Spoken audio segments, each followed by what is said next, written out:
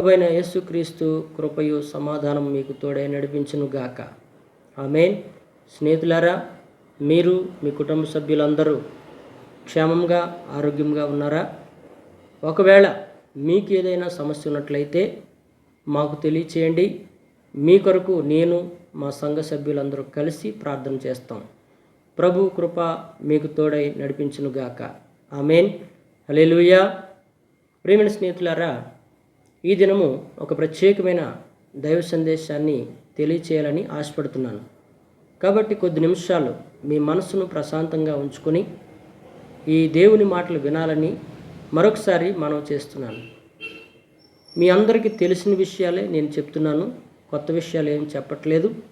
కానీ అందులో ఉన్నటువంటి కొన్ని ప్రత్యేకమైనటువంటి మాటలు మనం నేర్చుకుందాం. ప్రభువైన యేసుక్రీస్తు కొండ మీద ప్రసంగం చేశారు. 3 రోజులు కొండ మీద ప్రసంగం చేసి అనేకమైన ఆత్మీయ పాఠాలు ప్రజలకు బోధించారు. బోధించిన తర్వాత ఆ కొండ దిగి ఆయన వెళుతున్న సందర్భంలో ఆయన గమనించిన విషయాల్ని మీకు తెలియజేస్తాను. ఏమిటి ఆ విషయం అంటే, మత్తయి సువార్త 9వ అధ్యాయము 36వ వచనాన్ని మనం చదివినట్లయితే, ఆయన సమూహములను చూచి వారు కాపరి లేని గొర్రెల వలె విసికి చెదిరి ఉన్నందున వారి మీద కనికరపడ్డాడు. హల్లెలూయా. ప్రియమైనటువంటి దేవుని బిడ్డలారా, ఈ యొక్క అద్భుతమైనటువంటి సందేశాన్ని మీరు జాగ్రత్తగా విన్నట్లయితే ఈరోజు నీ కుటుంబం కూడా ఈ మాటల్లో ఉంటుంది. జాగ్రత్తగా గమనిద్దాం. ఇక్కడ యేసు ప్రభు వారు కొండ దిగినప్పుడు ఆ సమూహములను చూశాడు. అంటే ఆ కొండ మీద ప్రసంగం వినటానికి అనేక మంది ప్రజలు అక్కడికి వచ్చారు. వచ్చినప్పుడు ఆయన బోధ చేశాడు. 3 రోజుల తర్వాత వారిని ఉపవాసంతో పంపించకుండా చక్కటి ఆహారం పెట్టి బలపరిచి వాళ్ళని దీవించి పంపించాడు. పంపించినప్పుడు అక్కడ ఉన్నటువంటి ప్రజలు ఎలా ఉన్నారు అంటే, కాపరి లేని గొర్రెల వలె ఉన్నారు. ప్రియమైనటువంటి దేవుని బిడ్డలారా, కాపరి ఉన్న గొర్రె ఒక రకంగా ఉంటుంది, కాపరి లేని గొర్రె మరొక రకంగా ఉంటుంది. కాపరి ఉన్న గొర్రెకు అన్ని విధాల క్షేమంగా ఉంటుంది. అదే కాపరి లేని గొర్రె ఎటు వెళ్ళినా ఆపద, ఎటు వెళ్ళినా ప్రమాదం, ఎటు వెళ్ళినా అనేక రకాల సమస్యలు ఎదుర్కోవాలి. అక్కడున్న ప్రజలను చూసినప్పుడు వారికి ఒక కాపరి లేడు, అంటే వారిని చక్కగా నడిపించేవాడు లేడు, వారిని చక్కగా పోషించేవాడు లేడు, వాళ్ళకి చక్కగా భద్రతనిచ్చేవాడు లేకపోవడం వల్ల అక్కడ ఉన్నటువంటి ప్రజలు అనేక రకాల సమస్యలను ఎదుర్కొన్నారని యేసు ప్రభు గమనించాడు. సహోదరుడా, సహోదరి, నీకు కాపరి ఉన్నాడా లేదా? నీకు కాపరి లేకపోతే నువ్వు చక్కటి మార్గంలో నడవలేవు. నీకంటూ ఒక కాపరి ఉండాలి. అలాగే నువ్వు వెళ్ళే మందిరంలో కూడా నిన్ను చక్కగా పోషిస్తున్నారా లేదా? నీ యోగక్షేమాలు తెలుసుకుంటున్నారా లేదా? నీ కొరకు మీ సంఘ కాపరి ప్రార్థన చేస్తున్నాడా లేదా? లేదా నువ్వు వెళ్ళే చోట నిన్ను సరిగ్గా పట్టించుకుంటున్నారా లేదా అనేది నువ్వు గమనించుకోవాలి. కాబట్టి ప్రియమైన దేవుని బిడ్డలారా, అక్కడ అనేక మంది యేసు ప్రభు వారికి కనిపించారు. కొంతమందిని మనం చూద్దాం.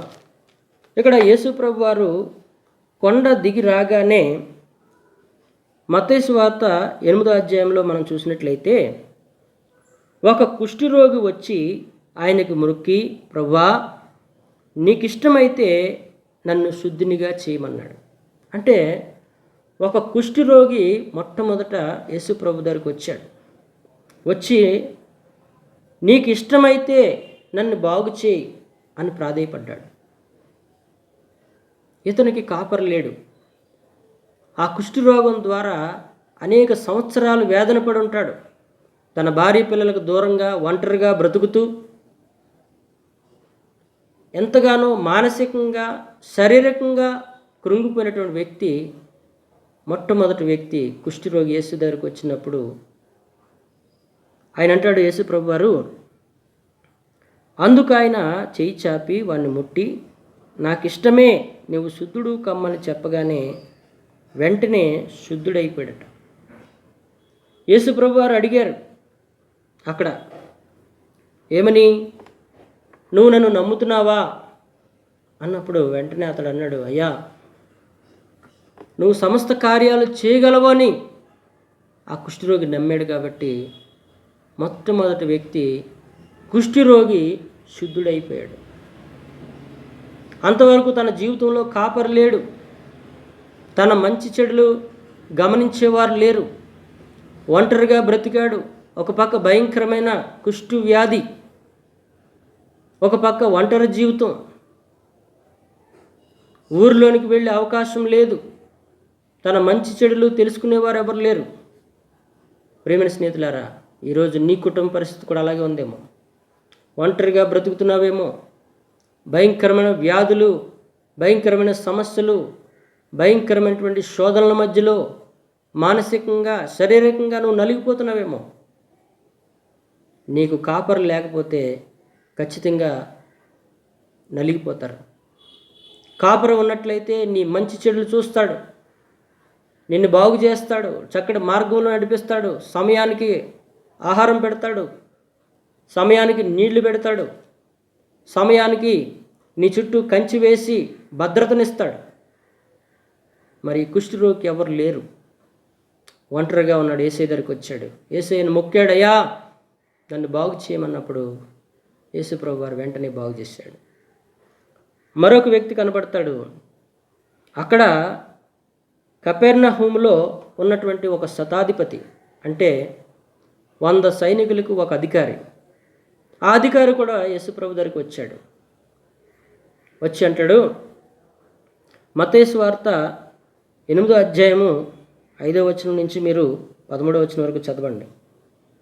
అక్కడ ఆ శతాధిపతి వచ్చి అంటాడు, అయ్యా నా దాసుడు పక్షవాయువుతో బాధపడుతున్నాడు. ఒక వ్యక్తి కుష్ఠరోగంతో బాధపడుతున్నాడు, మరొక వ్యక్తి పక్షవాయువు గల రోగంతో బాధపడుతున్నాడు. ఆయన అంటాడు, నీవు నా దాసునికి మాట మాత్రం సెలవి. ఏమన్నాడండి ఆయన? మాట మాత్రం సెలవిస్తే నా దాసుడు బాగుపడతాడు అంటున్నాడు. అప్పుడు యేసుప్రభు అంటాడు, అయ్యా నేను వస్తాను పదా అంటే ఆయన అంటాడు, ఆ శతాధిపతి, ప్రభువా నీవు నా ఇంటిలోనికి వచ్చుటకు నేను పాత్రుడను కాను, నీవు మాట మాత్రము సెలవిమ్ము, అప్పుడు నా దాసుడు స్వస్థపడతాడు. హల్లెలూయా. అంటే 100 సైనికులకు అధికారి గమనించాడు. యేసు ప్రభు లేదా యేసు వచ్చాడు మన ప్రాంతంలోనికి, 3 దినాలు సువార్త ప్రకటించాడు, ఆయన ఎన్నో ఆత్మీయ పాఠాలు నేర్పించాడు. అయితే ఆ వ్యక్తి దగ్గరికి నేను వెళ్ళినట్లయితే నా దాసుడు బాగుపడతాడని శతాధిపతి గమనించాడు.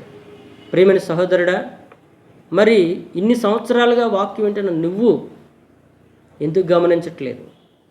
ఓ సహోదరి, ఇన్ని సంవత్సరాలుగా మందిరానికి వెళుతున్న నువ్వు యేసు బాగు చేస్తాడని ఎందుకు గమనించట్లేదు?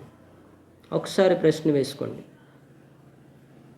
నా ఇంటికి రావడానికి కూడా నేను అర్హుడిని కాదు, నువ్వు మాట మాత్రం చెప్పంతే నా దాసుడు బాగుపడతాడు అంటే ఎంత విశ్వాసం!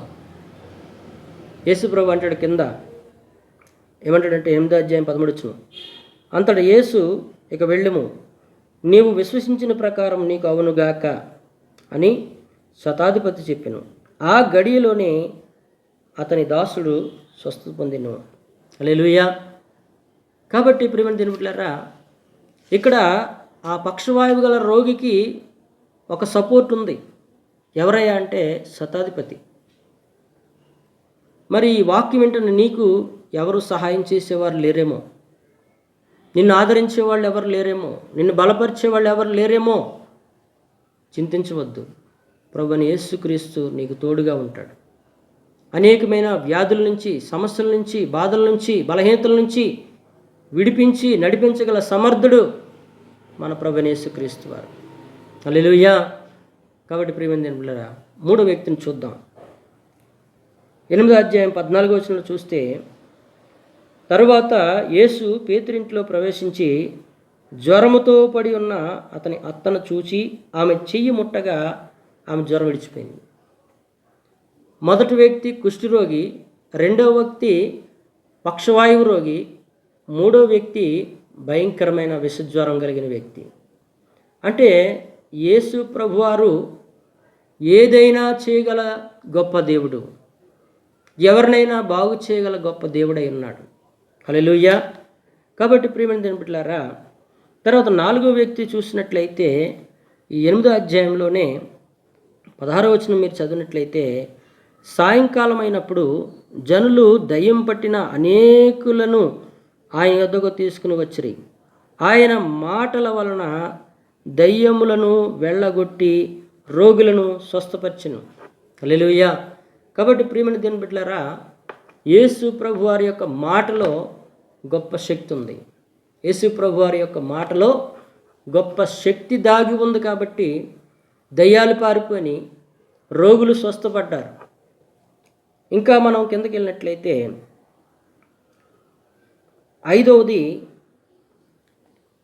మత్తయి సువార్త 8వ అధ్యాయము 23 నుంచి 27 వరకు మీరు చదివినట్లయితే, యేసు ప్రభు వారు ఆ యొక్క సభను ముగించుకుని వెళుతున్నటువంటి సందర్భంలో వారు ఒక దోణి ఎక్కి అద్దరికి వెళ్ళాలి. అంటే యువతల ప్రక్క నుండి అవతల ప్రక్కకు వెళ్ళాలి. అయితే చూడండి, అక్కడ దోణి చిన్నది, తుఫాను చాలా పెద్దది. అలాంటి సందర్భంలో యేసు ప్రభు వారు పడుకుని నిద్రపోతుంటారు. తన శిష్యులు ఆ దోణి నడుపుతూ ఉంటారు. అప్పుడు గొప్ప తుఫాను వస్తుంది. అక్కడ అంతటా సముద్రం మీద తుఫాను లేచి నందున ఆ దోణి అలల చేత కప్పబడెను. చూడండి, పెద్ద తుఫాను. ఈరోజు కుటుంబాల్లో కూడా పెద్ద పెద్ద సమస్యలు, తుఫాను లాంటి సమస్యలు వస్తాయి. అయితే యేసు నీలో ఉంటాడు, కానీ యేసు చేసే అద్భుతాలు మనం గ్రహించలేం. కాబట్టి వాళ్ళు అంటారు, అయ్యా బోధకుడా, మేము నశించిపోతున్నాం, నీకు చింత లేదా అని యేసు ప్రభు ఆ మాట అంటారు. అన్నప్పుడు యేసు ప్రభు లేచి గాలిని సముద్రమును గద్దింపగా మిక్కిలి నిమ్మళమాయెను. ప్రేమని దేవుని బిడ్డలారా, నీకొచ్చిన సమస్యను చూసి నువ్వు చింతించమాకు. నీకున్నటువంటి శోధనను బట్టి, శ్రమలను బట్టి, లేదా వ్యాధులను బట్టి నువ్వు చింతించవద్దు. ఆ సమస్యను గద్దించాలి. యేసు చెప్పినటువంటి బోధ. నీకున్న సమస్యలన్నీ ఒక పేపర్ మీద రాసి పెట్టుకో. ఆ సమస్యలన్నిటి కొరకు మోకరించి ప్రార్థన చేయి. యేసు నామములో బంధిస్తున్నానని, యేసు నామములో గద్దిస్తున్నానని, యేసు నామములో తొలగిపోమ్మని నువ్వు ప్రార్థన చేసినట్లయితే ఆ సమస్యలు నిన్ను విడిచి వెళ్ళిపోతాయి. అంటే యేసు ప్రభువారు 1 బోధ చేశాడు, 2 రోగాలతో బాధపడుతున్న వారిని బాగు చేశాడు, దయ్యాలను వెళ్ళగొట్టాడు. తర్వాత 3వది చూస్తే గాలిని సముద్రాన్ని కూడా గద్దించాడు. అంటే యేసు ప్రభు వారికి అసాధ్యమైనది ఏది కూడా లేదు. హల్లెలూయా. కాబట్టి ప్రియమైన దేవుని బిడ్డలారా, తర్వాత ఇంకా మనం కింద చూసినట్లయితే దయ్యం పట్టినటువంటి 2 మనుషులు సమాధిలో ఉన్నారట. చూడండి, ఆ అధ్యాయం కూడా 8వ అధ్యాయము మత్తయి సువార్త 8వ అధ్యాయం 28వ వచనం నుంచి మీరు చదివినట్లయితే, అక్కడ ఆ యొక్క దయ్యము పట్టినటువంటి వ్యక్తికి కూడా దేవుడు విడుదలిచ్చాడు. హల్లెలూయా. ఇంకా మనం 9వ అధ్యాయంలో మనం చూసినట్లయితే అక్కడ మరొక వ్యక్తి కనబడతాడు. ఆ వ్యక్తి కూడా పక్షవాయువుతో బాధపడుతున్నాడు. తన స్నేహితులు తీసుకొచ్చారు. యేసు ప్రభు వారి దగ్గరికి తీసుకొచ్చినప్పుడు వారికి స్థలం దొరకలేదు. వారు ఎంతో విశ్వాసంతో ఆ ఇంటి పైకప్పులు విప్పి యేసు ముందు దింపగా యేసు వారి విశ్వాసమును చూసి ఆశ్చర్యపడ్డాడు. హల్లెలూయా.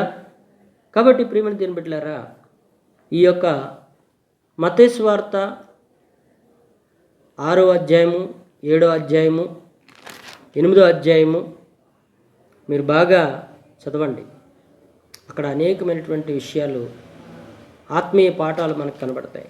కాబట్టి ప్రియమైన దేవుని బిడ్డలారా, అయితే మరొక వ్యక్తిని మనం చూసినట్లయితే, ఒక స్త్రీ వచ్చింది, 12 సంవత్సరాల నుంచి రక్తస్రావంతో బాధపడుతున్నటువంటి వ్యక్తి.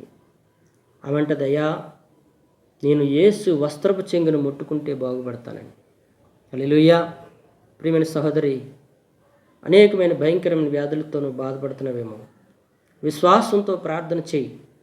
ఆ 12 సంవత్సరాల రక్తస్రావం గల స్త్రీని బాగు చేసినట్లుగా ప్రభువైన యేసుక్రీస్తు నిన్ను బాగు చేసి నీలో ఉన్న వ్యాధిని పూర్తిగా తొలగించి సంపూర్ణమైన ఆరోగ్యం ఇస్తాడు. నిన్ను, నీ కుటుంబాన్ని సంతోషింపచేస్తాడు. హల్లెలూయా. ప్రియమైన దేవుని బిడ్డలారా, మరొక వ్యక్తి కనపడతాడు. అక్కడ ఏమిటంటే, మత్తయి సువార్త 9వ అధ్యాయం 32 చూస్తే, యేసును ఆయన శిష్యులు వెళుచుండగా కొందరు దయ్యం పట్టిన ఒక మోగవాణ్ణి ఆయన వద్దకు తీసుకొచ్చారు. దయ్యం పట్టినటువంటి మోగవాడు, చూడండి, ఆ మోగవాడు యేసు దగ్గరికి వచ్చినప్పుడు యేసు ప్రభువు అక్కడ ఆ దయ్యాన్ని పట్టుకున్నటువంటి వ్యక్తిని బాగు చేసినట్లుగా మనకు కనిపెడుతూ ఉంటుంది. కాబట్టి ప్రియమైన దేవుని బిడ్డలారా, ఈ 8వ అధ్యాయము, 9వ అధ్యాయం మీరు చదివినట్లయితే యేసు ప్రభు వారు చేసినటువంటి అద్భుతకరమైన కార్యాలు. యేసు మొదటిగా సువార్త ప్రకటించాడు. పరలోక రాజ్యము సమీపంగా ఉంది, మారు మనసు పొందండి. అంటే మీ మనసును మార్చుకోండి, మీ ప్రవర్తన సరిచేసుకోండి, మీలో ఉన్న లోపాలు సరిదిద్దుకోండి అని యేసు ప్రభు వారు సువార్త ప్రకటించాడు. ఆ కొండ దిగి వస్తున్నప్పుడు ప్రజలు ఎలాంటి బాధలతో ఉన్నారో గమనించాడు. తర్వాత యేసు అక్కడ ఉన్నటువంటి ప్రజలను చూసినప్పుడు వారు కాపరు లేని గొర్రెల వలె ఉన్నారు.